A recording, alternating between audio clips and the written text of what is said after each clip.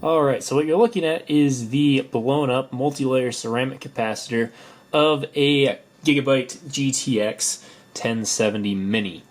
So this card's got a bit of a history to it that I will explain here as we go throughout this video, but for right now, you can see what happened here is this little guy blew the magic smoke out of this left end of it. So this component here, I am led to believe by an EEV blog forum member, I'll put the post on the screen here, but I'm led to believe that this is a 4.7 microfarad ceramic capacitor. And given the fact that it's one of these tiny little 0603 guys, I'm going to have to guess that it's a multi-layer type ceramic capacitor. Now, those capacitors are great because you can get really high capacitance values for the size that they are, and they have super low ESRs because they're ceramic instead of being, say, electrolytic cap like this guy probably is over here. But they have an issue, and that issue is sometimes either during the manufacturing process where they solder these things, or just from normal use, the heating and cooling cycles of the device, they can form cracks internally. And when they form cracks, those multiple layers of the ceramic capacitor end up shorting together, and you end up with a nice fiery mess on your circuit board. So today we're going to be attempting to repair this card by removing this capacitor, and if nothing else, we're going to just replace this capacitor, because I already know that it will work without it. Because after that nice little spark show that it threw, it actually booted up and worked completely normally, though in fairness, I didn't put it under load when I tested that. I just got to the desktop. So my main concern with this is the fact that I may have blown the PCB trace out when the capacitor went. And you can kind of see up here, this trace, it's kind of almost a greenish, bluish hue. You can tell that's gotten really hot underneath the solder mask there. So there's a chance that that actually melted. I'm hoping it's just the capacitor that's bad, but I'm thinking that trace might have blown out in the process of the capacitor going out.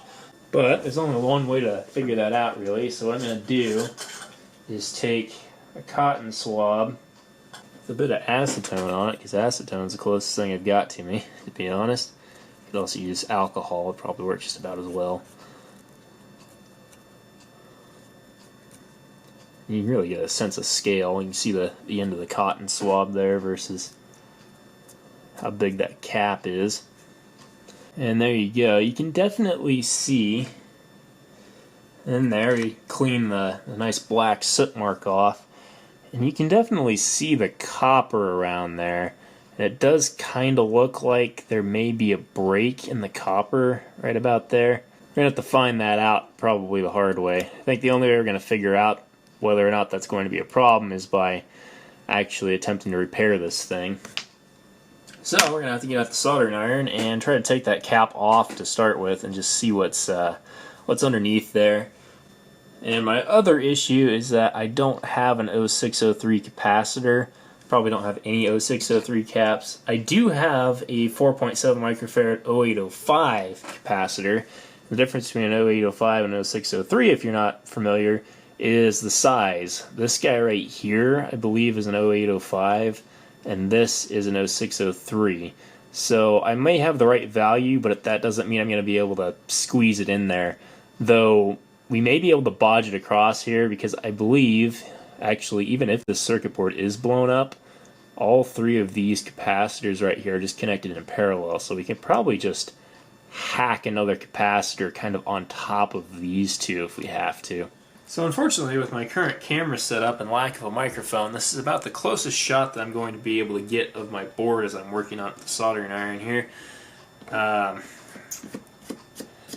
the advantage of having a wide shot like this is that there's less of a likelihood that I'll go out of frame. But anyway, we're going to be attempting to remove the little teeny tiny capacitor about right there. With any luck, I'll be able to zoom in on that a bit in my editing software. But anyway, we've got the fume extractor ready to go here, so we'll go ahead and fire that bad boy up. Probably going to get a little bit loud, but at least I won't have smoke going in my face.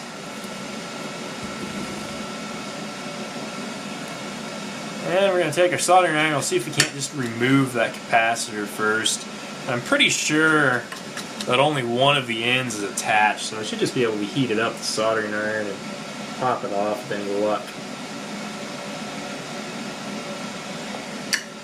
Though it is also likely soldered to a ground plane, which is going to make this a lot harder. Yeah, maybe it is just going to come off just like that. Wasn't too bad. Alright, so that capacitor is removed. That wasn't too difficult, really. And I can see that the trace where that capacitor was is definitely not going to take solder. The copper is just completely blown off of it. So you should be able to see there, in the spot where that capacitor was, there's kind of a hole instead of a trace where there should be a pad to solder the capacitor on, which means that it's going to be kind of impossible to put a new one back where the old one was. Now I'm about 90% sure that all three of these capacitors that are on here are going to be connected together in parallel. I'm just going to see if I can't verify that with what little bit of copper is left here on the circuit board. So theoretically, if I touch about right there with the probe and come into one of these other capacitors, yep, that seems to be connected together. And then if I touch the other side, I think it should just be connected to the other side of this cap, which it is.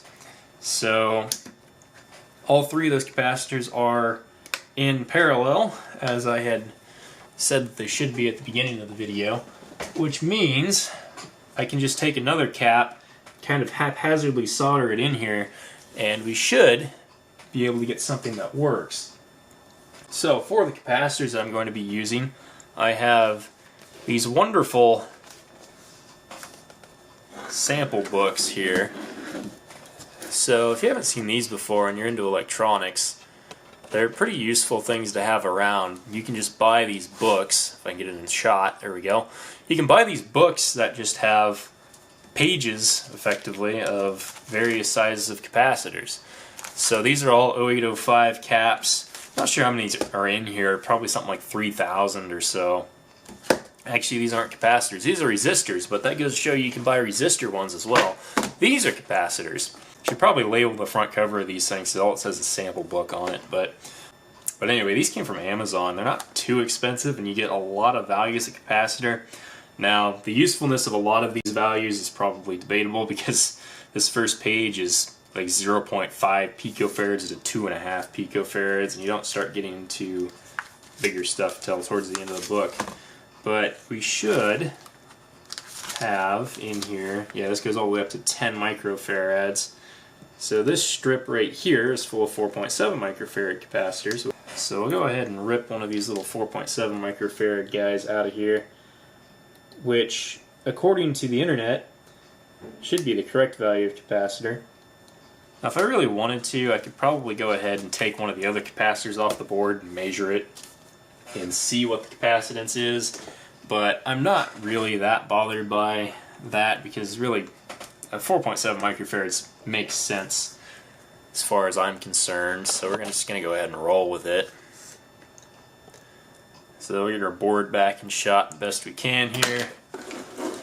Reinstate the fume extractor. Make sure if I point these tweezers to where the board is or where the cap is, you can see it. If you can't see it, it's kind of pointless. There we go.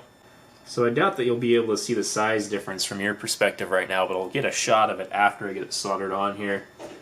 But it's not really as big of a size difference as I was expecting. It's definitely bigger, but it's not by as much as I was thinking it was. And the first thing I'm going to do here is clean off the little bit of solder that was left over from the capacitor that was on the board. And that'll just make it easier to put the new capacitor on.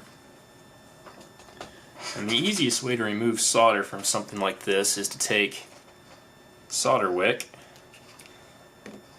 And the one thing that I've learned about solder wick is it never works very well unless you add a little bit of extra flux. So I've got this flux, it's from 247 Solder, it was purchased on Amazon, no affiliation, but it works pretty well. Just called tacky soldering flux. I'll see if I can't put a link in the description to the stuff that I'm using for this video here, in case anybody else is daring enough to try to slap components onto a GTX 1070 like this. And we're just going to put a little dab of flux on there. And by now, soldering iron should be warm enough here.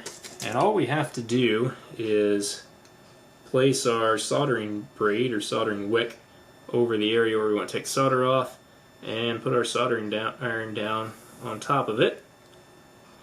Give the second heat up, and I probably should have turned on the fume extractor before I did that, but better late than never, right? And we might have to do it a couple times to make sure we get everything off. And like I said, we're probably soldering a power and ground planes, which is going to make this a lot more difficult because all the heat from my iron tip is going to be going straight into the circuit board.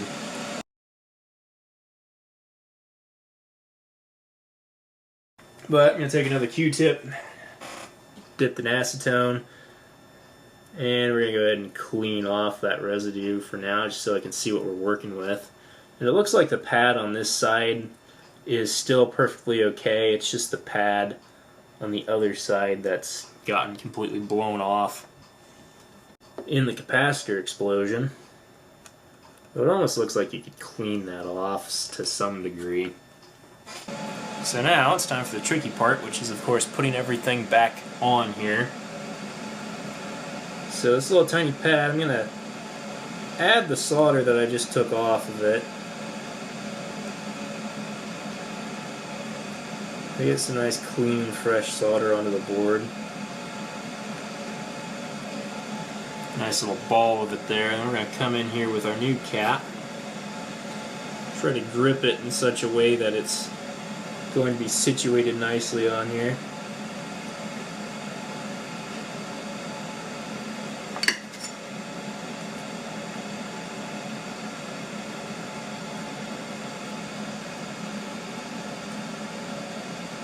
I'm just going to kind of push it around so I get it in a decent spot. And right now it's just kind of sitting on there across the pad where it's supposed to be and across the other capacitor that we know is connected in parallel with this set of pads. So now we're just going to come in here on the other side and try to connect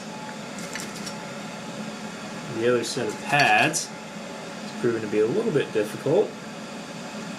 A bit of solder on my tip to try to get the heat to flow a little nicer.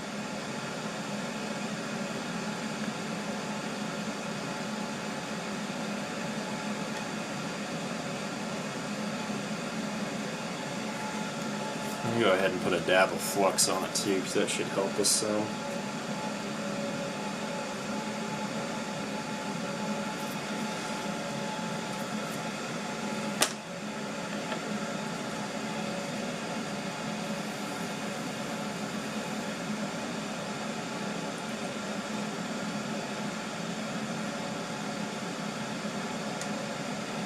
There we go. We'll come back through and we'll reflow the opposite side of the capacitor just to make sure it's good and soldered on there. There we go. And we'll take our acetone soaked Q-tip one more time and just wipe off that excess flux. Actually get another end of this guy soaked in acetone. Just try to clean off a little bit better than this. Now cleaning the flux residue off like this isn't necessarily required, though probably recommended for a circuit board like this, especially because none of the rest of it has flux residue on it, so we might as well at least attempt to make it look nice, even if our Bodge repair here is probably going to stick out a bit like a sore thumb. And we're going to go ahead and sort of verify our repair here. We're going to go ahead and grab our multimeter set to continuity.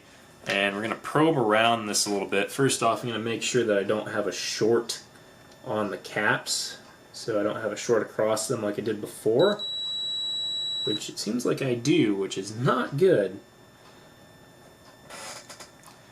So that could mean that there's multiple capacitors that are shorted. That could mean that I damaged one of the capacitors from the heat from the soldering iron. Could mean that the new capacitor is damaged. But it looks as though... Geez, it wasn't even touching anything there. Yeah, it definitely looks as though those are shorted. Oh wait, never mind, they're not shorted. If you actually look at the value on the multimeter there, they're not shorted. There's about 18, 20 ohms from them. As long as they're not a dead short, we should be okay. And that 18 or 20 ohms is probably coming from elsewhere in this voltage regulator circuit. Which means that the next thing I was going to try probably isn't going to work at all. I was going to set this to capacitance mode, and we're going to see if we couldn't measure the capacitance across the whole bank, but likely, since we've got that 20 ohms across it, it's probably not going to measure anything. Alright, there we go. Bit of a Bodge repair just kind of thrown onto the circuit board there, as you can tell. But we're hoping it'll work. You can see it is soldered, at the very least. You can see it's soldered on that side, and it's soldered straight onto the capacitor over here on the opposite side of the board. So it's making an electrical connection. May not look pretty, but it should work, as long as the thermal pad will go over that without any issues, which I think it will.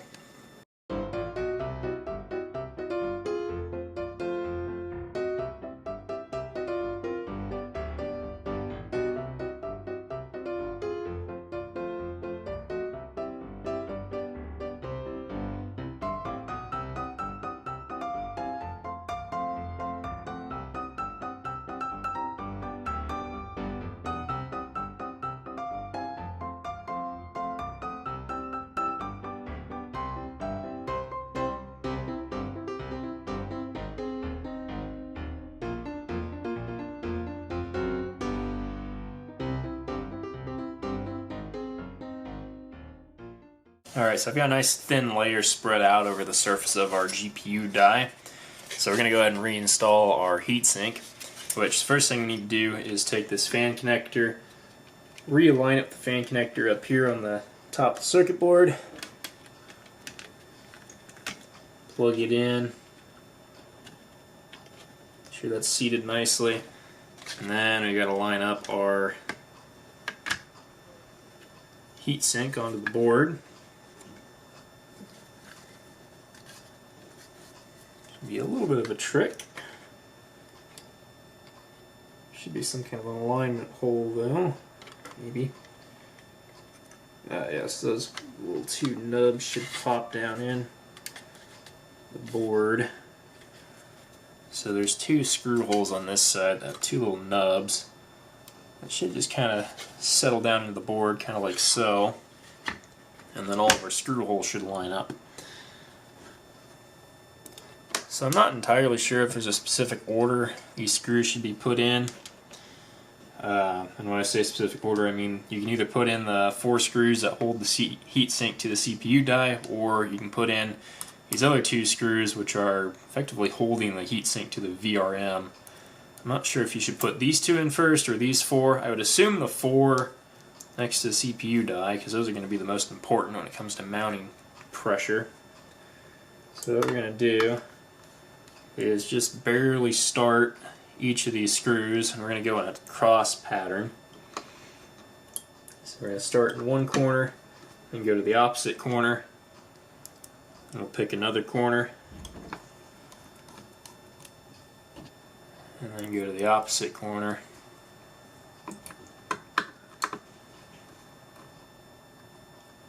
And these aren't supposed to be super tight.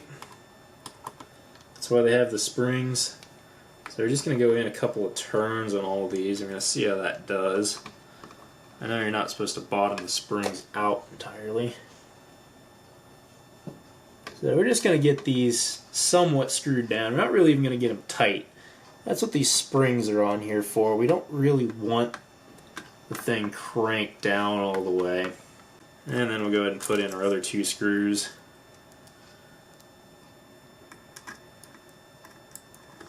These guys don't have springs on them. And we're just going to go until that starts to touch. And we're going to put in the other screw. Again, with all things, well, really all things in general, but for sure all things with computers, you want to tighten things down evenly, little bit by little bit. So we're just going to snug these down a little bit. We're not going to completely crank on them, because of course these are just holding things to a circuit board, and you'll definitely crack parts if you go too tight with them. But anyway, that is the reassembled GPU. And I should talk a little bit about the history of this thing, because this card has been giving me issues for quite some time. Now, in fairness, maybe it's me that's giving issues to the card, because what I've been trying to do with this poor thing is mine cryptocurrency, which is apparently not good for hardware. Who would have thought that running at 100% load 24/7 would be bad for it, but it does cause some issues. And I've been doing some research on these cards. Of course, that's how I figured out that that capacitor is 4.7 microfarads. But apparently, these cards going bad isn't really all that uncommon, even if you're not doing dumb things with them like mining. So the first thing that'll happen if those capacitors start going bad is a fuse will blow on the back of the board. Now that fuse is labeled F4, and it is right there, or at least it was right there, until my genius brain decided that it would be a good idea to just go ahead and replace the blown fuse with a wire link. Now, I was quite well rewarded when I did that, because oddly enough, I replaced that with a wire link and all of a sudden the card just worked again. So I figured that that fixed the issue, and the first time I was having issues, I had it mining for I think 3 or 4 days. It was kind of over a period of time where I didn't need to use the computer too much, or not too heavily anyway, so I just kind of let it run in the background continuously, and it was kind of over a weekend where I didn't touch it. After those 3 or 4 days or whatever, I came back and the graphics card was completely unresponsive. I couldn't get the fans to spin up on startup or anything like that. I just had a black screen. So I took the card out, I did a little bit of research, and I figured out that that fuse was likely the culprit. And there were a lot of people that said, oh yeah, I just replaced the fuse and magically the card started working. So I thought, maybe that fuse is just slightly underrated or something like that. So originally it was a 10 amp fuse. Some people were speculating that maybe you could put a 15 amp fuse in it or something like that and, you know, fix the issue. But I decided, well, maybe if it is an underrated fuse, let's go ahead and just replace it with a wire link. So I just desoldered the fuse, soldered a wire link on it, and threw it back into service mining. After I did that, it mined cryptocurrencies on and off for a couple of weeks, and then I let it run for probably about a week and a half straight, and it eventually ended up having the exact same symptoms. Couldn't get it to do anything at all. Just kind of generally didn't work. Black screen, of course. I should also mention that this card is actually out of a external graphics card enclosure, like a Thunderbolt 3 enclosure for a laptop. And while it was in that enclosure and in this state, I couldn't get it to do anything whatsoever. So I took it out of the enclosure and I put it in my PC. Now the PC apparently has a little bit more oomph to its power supply, shall we say. I believe that PC has a 650 watt power supply, and the power supply in the little box here is 450 watts. But what I'm thinking is that the short circuit protection on the PC power supply is a little bit more lenient when it comes to powering it up. Because when I powered it on, I thought I had saw some sparks. And then it just magically booted up normally. So I thought maybe I just imagined the sparks, because there are some LEDs on that motherboard that come on when you first power on the computer. So I thought maybe I just saw one of those LEDs kick on, and that it wasn't really from the graphics card, and that I was just seeing things because I was being paranoid about it. But after I did that, it booted up fine. I put it back into the enclosure that it came with, Thunderbolt enclosure, and it worked for probably about another 4 days of mining, and it stopped again. And it had the exact same symptoms. Then, took it out of the box again, put it in my PC, hit the power button, and I decided to get a little bit smarter, and I recorded it this time. And that was the clip that you saw at the beginning of this video. So, I definitely was not imagining the sparks as you saw, and again, after it sparked like that, it booted up completely fine. I didn't try to put it under load or anything, but I would have assumed that it would probably work again. But I decided, since I saw the sparks and I saw where the sparks came from, I figured I'd pull it back out of the case, pull it back out of the computer, pull the heatsink off, and just see what was going on underneath this heatsink and where that spark was coming from, because you can probably see it from the video. Sparks shoot out from kind of the back of the card around this corner here. And of course I saw that nice black skid mark of where that capacitor was.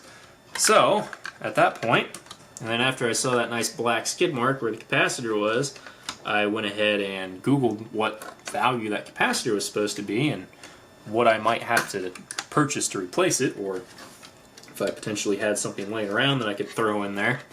And as it turns out, I have something that seemed to be close enough to go in there to replace that bad cap. The next stage of our little adventure is going to be trying to fire this guy up in its little enclosure, and we'll see whether or not it will do anything useful. This thing doesn't sit on the table too well without the outside of the enclosure, but we'll go ahead and sit on the table here and kind of gently plug it in, trying to make sure it doesn't bow out, because this thing's kind of flimsy without that outer case. And then I'm going to grab the laptop that I use for this thing. One thing I did find somewhat interesting about this whole issue was when this card was shorted out and not working, and this power supply wasn't letting it power on, obviously because it was shorted, it was shorting the rails of the power supply out. This little box still charged my laptop off the Thunderbolt cable, so I was kind of really confused. And one thing that I've noticed about these external graphics card setups with laptops is that sometimes Windows just doesn't want to play with them.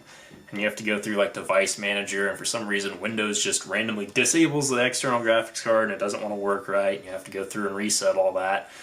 It's been getting better with newer versions of Windows, or maybe I've just gotten used to it, but it doesn't seem to do it as much as it used to. But anyway, that was one of the troubleshooting things that kind of confused me, was a lot of times issues with these end up being software related, not hardware. But obviously we had a hardware issue with this one, or this time. But anyway, I'll go ahead and plug in the old Thunderbolt 3 cable, if I can get this somewhere. But we'll go ahead and get a good old smoke test. Oh, fan spun up. It's a good sign. We should see some red LEDs come on if they haven't already in the camera. Just might not be able to see them. Looks like they're not. Oh yeah, they are on. I don't know if you can see those. Some red LEDs there. Power supply fans came up. I immediately got a thing that says GeForce Game Ready driver is available, so probably a good sign. Fans on the box have kicked up here. Not that they're doing much. These two fans on this side of the box over here have kicked up, which is normal when you plug this guy in. Let's see if I have some kind of benchmark I can just load the GPU down with here real quick. Superposition or something. There we go. At this point I'm imagining it should be completely stable and not really have any issues. So it's looking pretty good. The sort of debug text in the corner is really hard to read because it's tiny. Looks like our GPU temp is at 56 degrees, so our thermal paste seems to be doing its job, at least so far. It's only been running for, a couple of minutes, but so we're not really having any issues with it at the moment, so I'm going to go ahead and shut it down for now, and I'm going to go ahead and put the outside case back on this guy, just so that we're getting the proper airflow that this thing is designed to have. And then I will give it a proper stress test. And these guys aren't really too difficult to take apart. Of course, taking these guys apart is about the same as putting them back together. If you're looking at how to take one of these guys apart, there are, I think, 6 screws in total. The cage here will slide over the section that has all the ports, so the back side, you could say. And you're going to have to spread this out a little bit to get it to go around. And this will just slide right on over.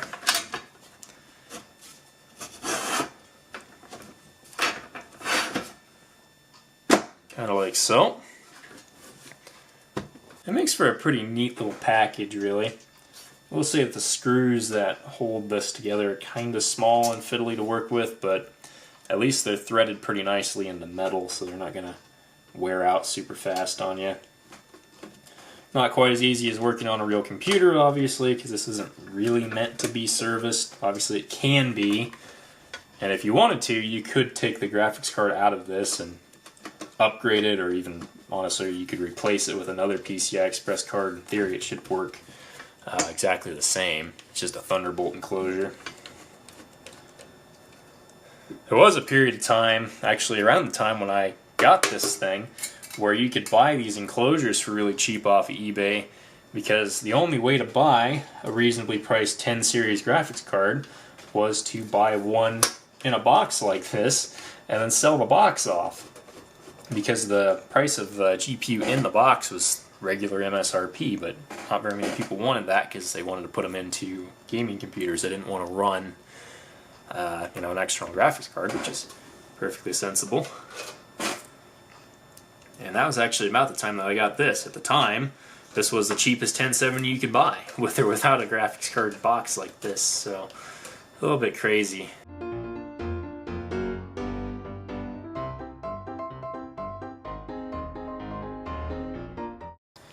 Alright, go ahead and plug our electricity hose back in. And fire up a stress test. We'll see how long it runs for, or if it runs at all. Alright, so it's been quite a while since I shot the last part of this video. I'm not even entirely sure how long. I'll have to look and see how old the files are that I have for this. But anyway, I figured I'd go ahead and just give you an update on this guy, because after I filmed that original section of video, the graphics card died again within 2 or 3 days. So, in response to that, I took it all apart again, and I replaced all of the capacitors in this area with new ones. Now, I don't think the values exactly match the original ones, but they're close enough to the point where it worked. And since I've replaced all the capacitors around the one that originally blew up, it's been working just fine. And I did that a few months ago now. I'll have to put up on the screen how long it's been. Long enough to the point where I forgot about doing this. But originally when it quit working 2 or 3 days after I had repaired it, I didn't bother filming it because I figured it would just die again. But that's why I'm kind of doing this now with it open. I've effectively taken apart the graphics card for no other reason than to show my horrible little bodge job that I've done up here. So you can see they're just capacitors just kind of stacked in there, really.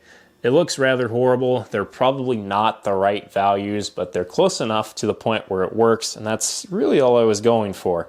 As I said, it's been going for a couple of months now at least since I've done this bodge job repair on it. I'll say, if you're going to do this, I'd recommend trying to find the right parts to put on here, not just slapping capacitors that are probably close enough on it. But this has been working, and obviously even it working for an extra couple of days is better than it not working at all, because it was completely broken when I started this video. So I'm pretty happy with the results of this. Anyway, I'm going to go ahead and keep using this thing until it either dies completely, or I can afford to buy a new one when the prices of those hopefully eventually come back down. But anyway, if you like this bodge repair, go ahead and click on that subscribe button. If you like this video, go ahead and click on the like button. And if you have more concerns about this horrible repair job, go ahead and leave those down in the comments. And I'll see you in the next one, guys. Bye.